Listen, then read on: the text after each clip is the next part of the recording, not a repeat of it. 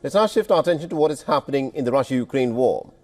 Now, Ukraine has unleashed British-made Storm Shadow and the American ATACMS long-range missiles on Russia. Russia is furious and, in its turn, has unleashed its intercontinental ballistic missile on Ukraine. And our next story analyzes as to how the combination of stealth and increased range of these attacks marks a new phase of escalation in this conflict. Take a look.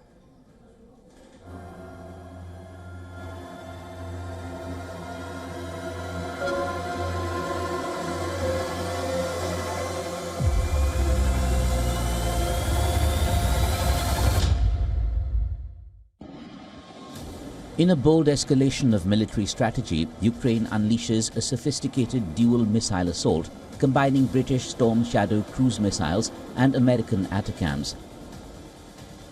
By launching British Storm Shadow cruise missiles into Russia's Kursk region immediately following the American ATACMS strike in Bryansk, Ukraine demonstrates a new level of strategic escalation. The Storm Shadow, an air-launched cruise missile with a range of over 500 kilometers, is known for its precision and stealth. Its targets include bunkers, bridges and supply depots, making it a game-changer in long-range warfare.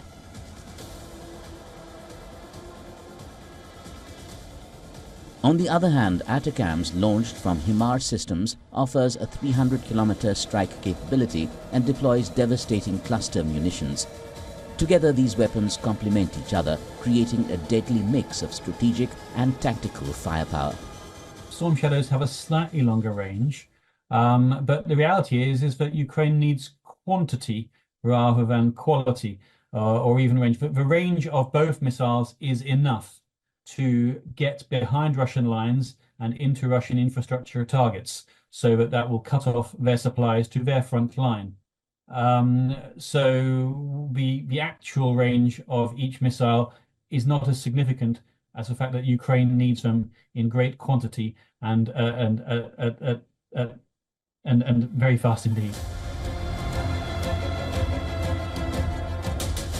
Russia claims to have intercepted several of these missiles, but admits their targets were still hit. American officials contradict Moscow, stating these missiles were highly successful in neutralizing high-value Russian assets. The attacks have forced Russia to reassess its defense strategy as the missiles target areas previously thought secure. When you use ATACMS, you're only firing one. But what you are firing is a ballistic missile. It's a small one, but it has essentially, in layperson's term, it's a bigger bang. It's also coming down at as it's a ballistic missile, a difficult angle and at very high speed.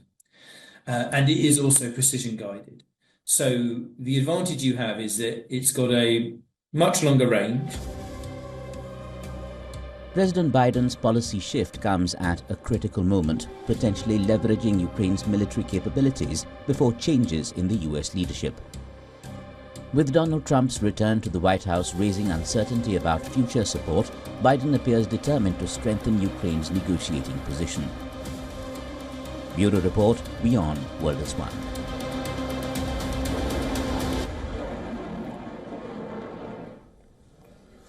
All right, now to give us more perspective in terms of what is happening at this moment in the Russia-Ukraine war, we're joined by Mr. Fred Weir, who's a journalist and a political commentator and is joining us live from Moscow.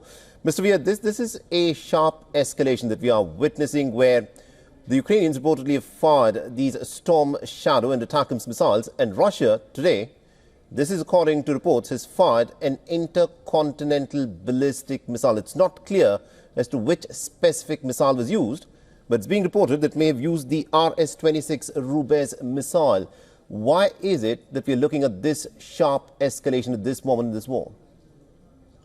Well, at this very, very dangerous and somewhat murky moment, the Russians have concluded that the use of those types of weapons, Storm Shadows and ATACMS, against Russian territory constitutes an act of war by the countries UK and US because, and Putin has said this explicitly, these weapons could not be employed by the Ukrainians without hands-on participation by NATO officers.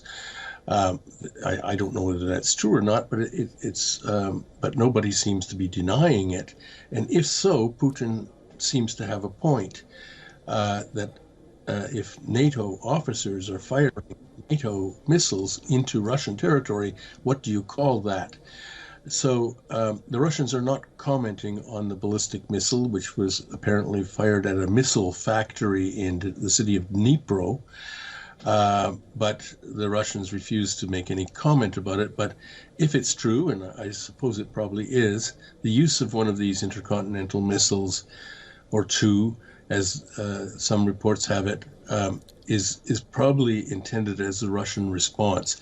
They continually are warning the West that Russia is a nuclear power, a nuclear-armed superpower, and this situation, as the Russians have it, is something akin to the Cuban Missile Crisis back in 1962, when the Americans reacted with nuclear threats when the Russians stationed nuclear missiles in Cuba. They say this is a similar sort of situation, and they want urgent negotiations to stand down. They want the Americans and British to either roll back or face the fact that they're playing with nuclear fire. Now, at this moment, Russia has still not confirmed whether it has indeed fired this intercontinental ballistic missile.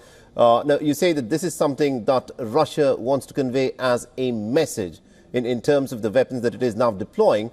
But the question is obviously this: looking at the sharp escalation that we're witnessing in the fag end of the Biden administration, do you think this Russian message is registering in the Western capitals? That I don't know.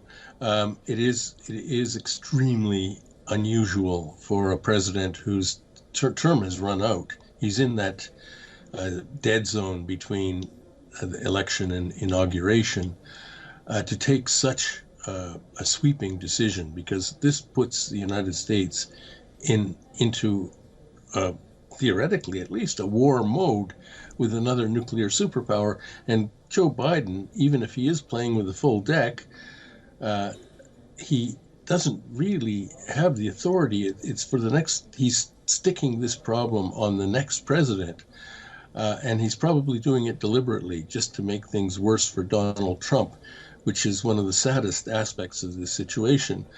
But it may also be something that's restraining the Russians. They know it's less than 2 months to go before Trump comes in. Perhaps they don't want to escalate too much in order to create a situation that simply cannot be resolved. So perhaps that 1 or 2 ballistic missiles were just a symbolic message, and we may hope, with the emphasis on hope, that that's the end of it. All right, interesting. Thank you very much indeed, Mr. Fred Weir, for joining us and getting us that perspective there. Thank you. For all the latest news, download the WION app and subscribe to our YouTube channel.